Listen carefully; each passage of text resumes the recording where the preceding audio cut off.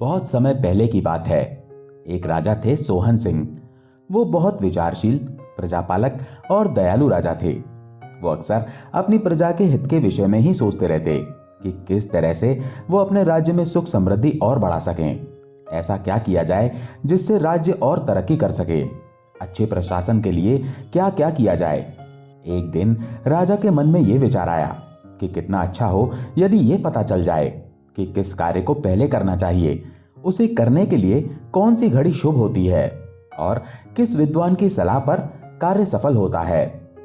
राजा ने यह बात पहले अपनी रानी को बताई, परंतु भोली रानी इसका उत्तर कैसे दे पाती।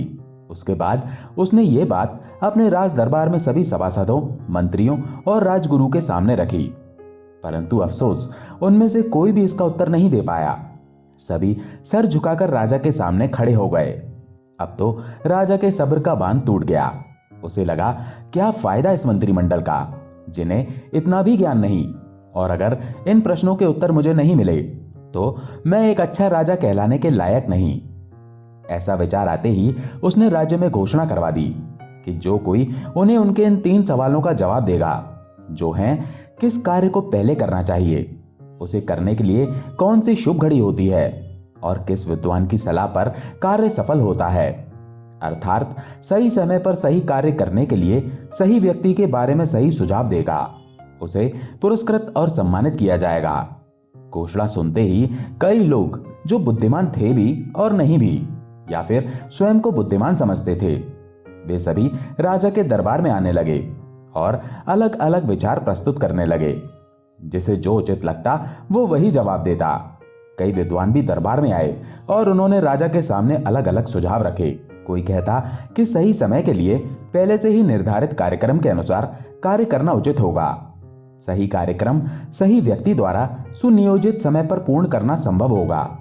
कोई और कहता कि कार्यक्रम बनाने से समय को नियंत्रित नहीं किया जा सकता, समय को बेकार नहीं गंवाना चाहिए और जिस समय जो कार्य अधिक मुख्य लगे उसे पहले करना चाहिए। कुछ और कहने लगे कि राजा कितना भी सतर्क और सक्षम हो, परंतु एक ही व्यक्ति हर समय हर कार्य पर नजर नहीं रख सकता। इसीलिए उसे बुद्धिमान लोगों का एक संघ बनाना चाहिए जो राजा को सही समय पर सही कार्यकारिणी का सुझाव दे सके।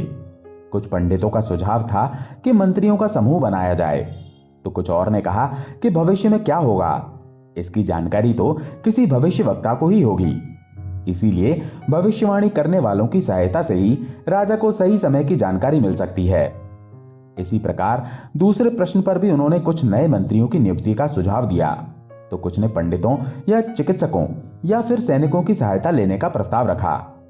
मुख्य काम कौन सा है, इस प्रश्न पर किसी ने कहा कि विज्ञान मुख्य है, तो किसी ने युद्ध और कुछ अन्य ने भक्ति को प्राथमिकता दी।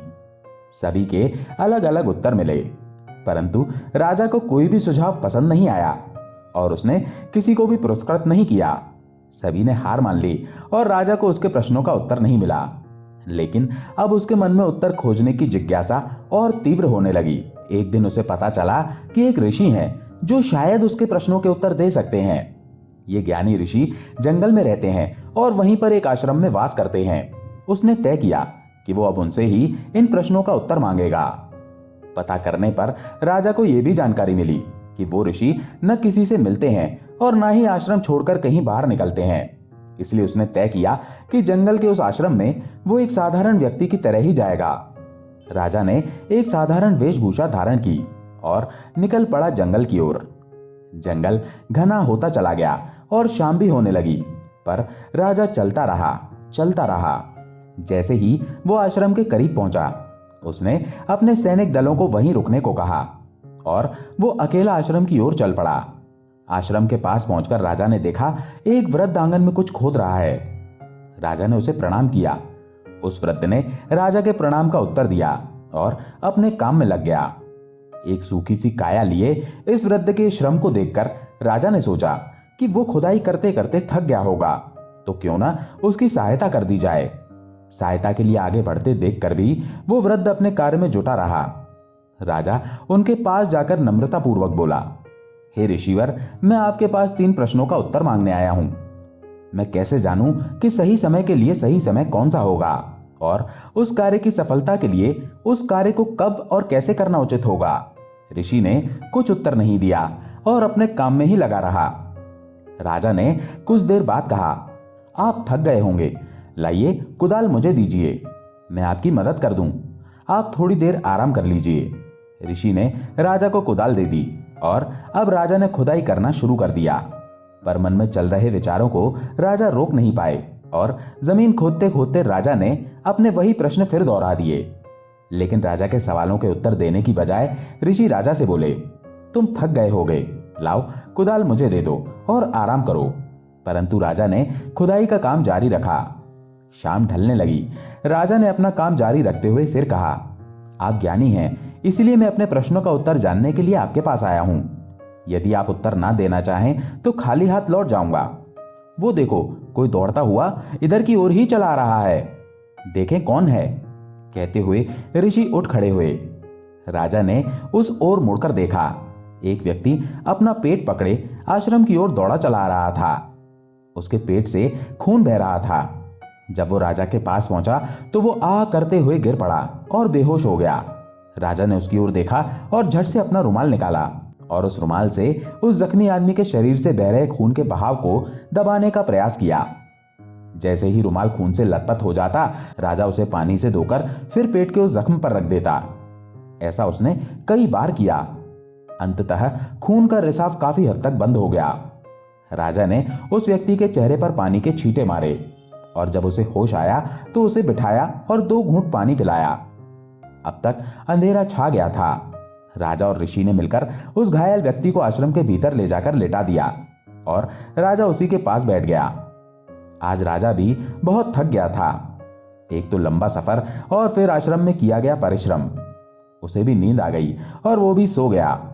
सुबह जब उसकी नींद खुली तो उसे कल का सारा घटनाक्रम याद आया। उसने आंख खोलकर देखा तो वो घायल व्यक्ति उसकी ओर देख रहा था। धीमे स्वर में वो घायल व्यक्ति कह रहा था, मुझे क्षमा कर दीजिए। राजा बोले, मैं तो तुम्हें जानता भी नहीं, तो फिर क्षमा किस बात की। घायल बोला, महाराज आप मुझे नहीं जानते, पर मैं आपको जानता हूं। मैं आपके उस दुश्मन का भाई हूं जिसे आपने मार दिया था और उसकी सारी संपत्ति छीन ली थी। मैंने प्रण लिया था कि मैं आपकी हत्या करके अपने भाई की हत्या का बदला जरूर लूंगा। इसी उद्देश्य से मैं इस आश्रम की ओर आ रहा था। रास्ते में आपके सिपाहियों ने मुझे पहचान लिया और मुझ पर आक्रमण कर दिया। मैं किसी तरह से अपनी जान बचाकर भाग आया था। यदि आपने मेरा उपचार ऐन वक्त पर ना किया होता तो आज मैं मर ही जाता। इस जीवन दान के लिए मैं हमेशा आपका ऋणी रहूंगा और जीवन भर आपकी सेवा में रहूंगा। मैं जानता था मेरा भाई एक अत्याचारी आदमी था। भोले भाले लोगों को लूटकर वो उनकी संपत्ति हत्या लेता था और अपने भाई की मौत से मुझे धक्का लगा और मेरे सर पर आपसे बदला लेने का भूत सवार हो गया। महाराज, हो सके तो इस बार मेरी गलती के लिए मुझे क्षमा कर दीजिए। कृपा कर मुझे मेरी गलती सुधारने और अपनी सेवा करने का अवसर दीजिए। राजा ने उसे क्षमा कर दिया। उसकी सच्चाई सुनकर वो बहुत प्रसन्न हुआ। राजा आश्रम से बाहर निकला तो ऋषि को आंगन में बीज बोते हुए देखा। एक अंतिम बार अपने प्रश्नों का उत्तर जानने के लिए वो ऋषि के पास पहुंचा और उत्तर की प्रतीक्षा करने लगा। कुछ देर बाद रुककर ऋषि ने कहा, तुम्हारे प्रश्नों का उत्तर तो तुम्हें मिल गया राजन। उसने पूछा, वो कैसे? आपके कहने का क्या मतलब है ऋषिवर? ऋषि ने कहा, तुमने देखा नहीं, यदि तुम मेरी थकी हुई हालत पर रहम खाकर मेरी सहायता न करते और वापस लौट जाते तो वो व्यक्ति तुम पर आक्रमण करता। तब तुम्हें पछतावा होता कि अगर वहीं रुक जाते तो इस आक्रमण से बच जाते। तो सही समय वो था जब तुम रुक गए और मेरे प्रति तुम्हारी सहानुभूति और सहायता तुम्हारे लिए मुख्य कार्य बन गए। बाद में जब वो घायल व्यक्ति हमारे पास आया तो वो समय और उसकी सहायता मुख्य हो गए। यदि तुम उसकी सहायता ना करते तो वो तुम्हारा मित्र बनने से पहले ही मर जाता। तो उस समय वो व्यक्ति मुख्य था। जो तुमने किया वो कार्य मुख्य था। याद रखो राजन, समय वही मुख्य होता है जब तुम्हारे पास शक्ति है। मुख्य व्यक्ति वही होता है जो तुम्हारे साथ खड़ा है और मुख्य कार्य वही है जब तुम उसकी सहायता में जुटे हुए हो, क्योंकि नियति ने उसे तुम्हारे पास इसीलिए तो भेजा था। एक ही समय महत्वपूर्ण होता है और वो समय है जब हमारे पास कुछ करने की शक्ति है। वो व्यक्ति महत्वपूर्ण है जो उस समय तुम्हारे पास है, भले ही तुम उसे नहीं जानते।